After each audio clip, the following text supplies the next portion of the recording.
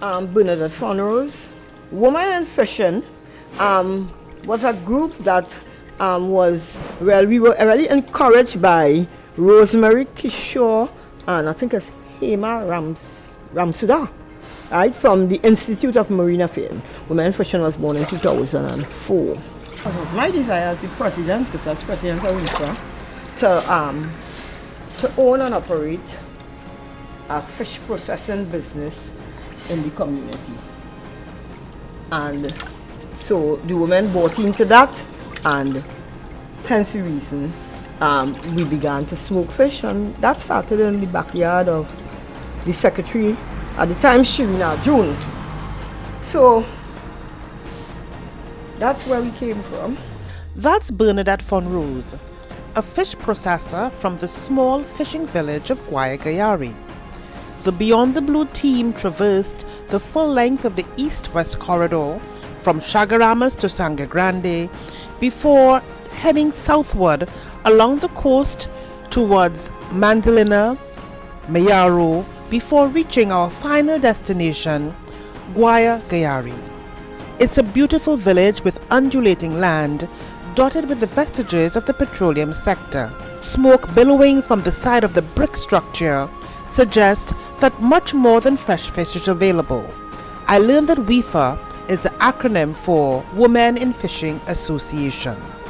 Here, Ms. Fonrose goes through the paces of smoking bonito, blue marlin, and tuna. Processing is salting, so you're putting it in the solution of water, salt, some lemon juice, and ice. And so you have to have the fish at a certain temperature, and you leave that to soak for half an hour. And after half an hour, you take it off and you put it to drain. And when it's finished drain, then you combine in table salt with industrial salt, half and half, and you're rubbing the salt into the fish. Then you pack it in the bin and the ice, and you leave it for you 3 to 5 days. But with everything, there are challenges. Sargassum, this year, it was worse because you could have hardly fishing. Because sargassum seaweed, when you're watching the sea, you're seeing like if it's a lake, a lily lake, that's what it was. You can't select net. So that has left me without raw material, bonito and blue marlin. So for me, I cannot, right? This year I'm seeing trouble, right? I have orders for smoke fish that I cannot fill. And not because of tardiness, but because of the raw material not being available. I have placed to stock raw material. She says there's a greater role government can play in expanding the small-scale fish processing and fishery sector on a whole.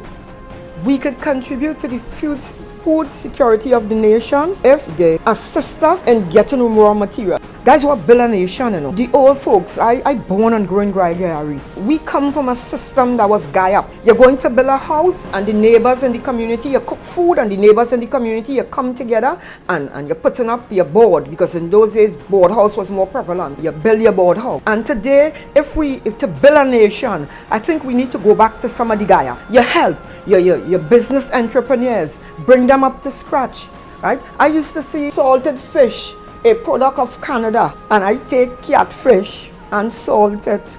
And when I look at it, and I look at a product of Canada, I say, but wait now, this catfish.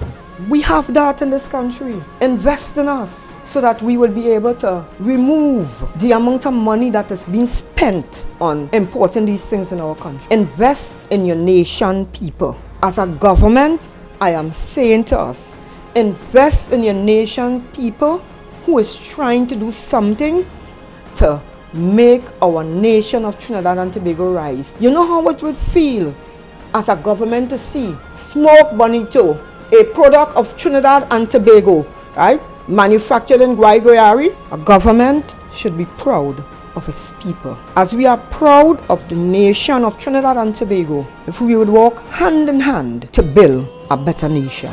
Invest in us is to cry. Come my brother, come my sister, and let us build a nation together.